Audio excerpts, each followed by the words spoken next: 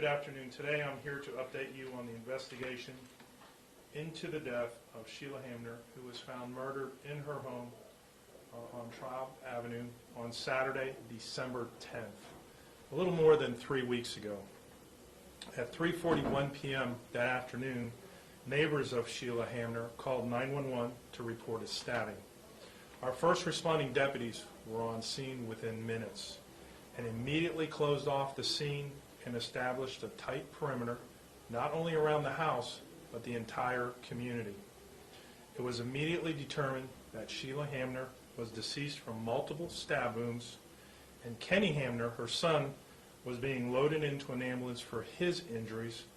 He provided deputies with a false description of a suspect who, quite frankly, never existed.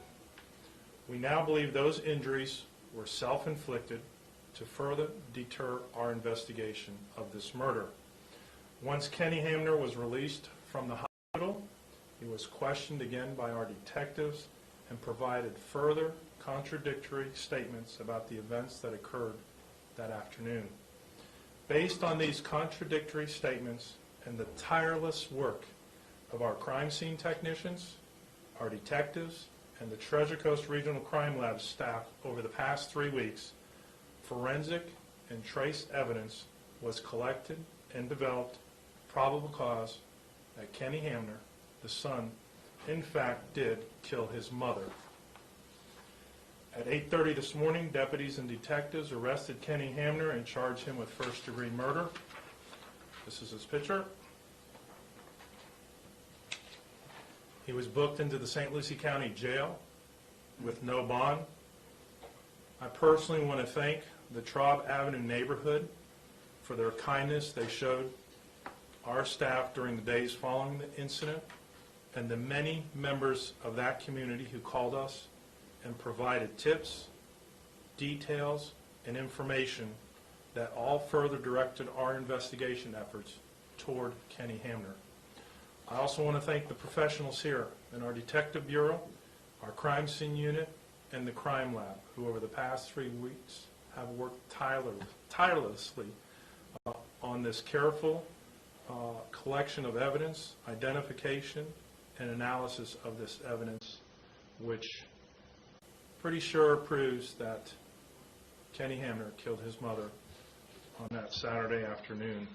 Because the investigation is ongoing, I can't answer many questions, but I'll take a few generic questions. We're happy to bring closure to this family with his arrest, and now our hard work is going on developing the case for the state attorney to prosecute it. What was the motive? Do you believe the motive was in this incident? We haven't established that yet. At least not one that I want to share with you yet. We have some theories, but no motives. You spent a long time on the crime scene, probably a week. Or a little more than a week, correct. Yeah. Were you able, you talked about trace evidence, is there any of that you can reveal to us? I cannot, but those of you who came to the scene, and I know you were one, Jana, that was there quite a bit, we went from a scene at that garage to the yard, to the surrounding properties, and we kept expanding it. And this was all based on descriptions and discussions with the neighbors.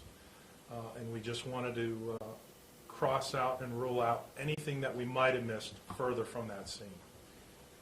What was the, I guess, can you elaborate a little bit more on the PC that you think links this guy to the murder? It would be all DNA and trace evidence. Mr. Hamner on any alcohol or drugs during that event? Rather not say that. Was anybody else in the house at the time of the killing? No one else was in the house or on the property. Do you know if there were any prior agitations or arguments that led up to what could be this murder? No, we don't know that either, no. Who was the last person, well, where does Kenny Hamner live, I guess? He lives there on the property with his mother. In the same house? Same house. What was his reaction this morning when you guys got there at 8:30? Actually, he had no reaction whatsoever. He wasn't arrested at the house. He was arrested away from the house during a traffic stop. One of the arresting officers said it seemed like he was relieved that he was arrested. So Did he attend her funeral? he did. And that occurred, was it the Saturday or Sunday after 1 week? Saturday, 1 week later, he attended the funeral. What were his injuries like? His injuries were a cut to his right forearm. Did you guys recover the suspected murder weapon? We don't want to share that information right now. Can you share any more details about the suspected timeline? Well, the timeline we know is she arrived home at 2:10 that afternoon, and the first call was received at 3:41 that afternoon. Do you know if any other weapons were used in this murder? Rather not comment on that. Did the incident occur inside the house, the killing occur inside the house or where in the house? If you could say. Rather not say that either. What, I'm sure you had detectives attend the funeral. Did he make a statement there, sort of continuing the story that he made up?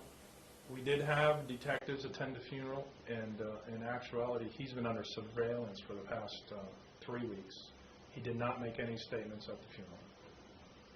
Did you guys suspect him all along? You said 3 weeks. We suspected him after some of the neighbors had some discussions with our detectives and interviews that didn't collaborate what he told us initially. And then when he came out of the hospital and gave such contradictory statements from the day of the incident, then we focused our attention on him. What did the neighbors see? Well, I'd rather not go into that either. Were friends and family skeptical of this story? I would say yes. Yeah. Family as well. Mm-hmm. I would say yes. Was there any, so there was no known, like, problems between the mom and him to the rest of the family? Rather not go into that right now. Was this about money? Don't know.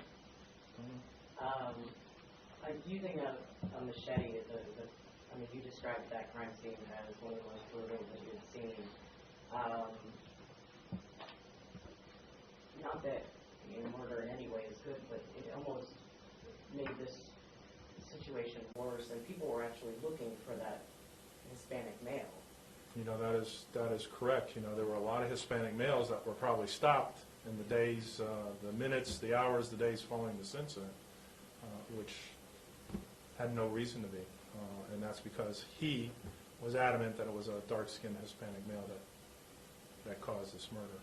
Were there prior visits to the home By deputies? Did deputies visit the home for any other No. incidents before? No, not that I'm aware of. And that's it. We're going to wrap it up because we have actually something else, but thanks.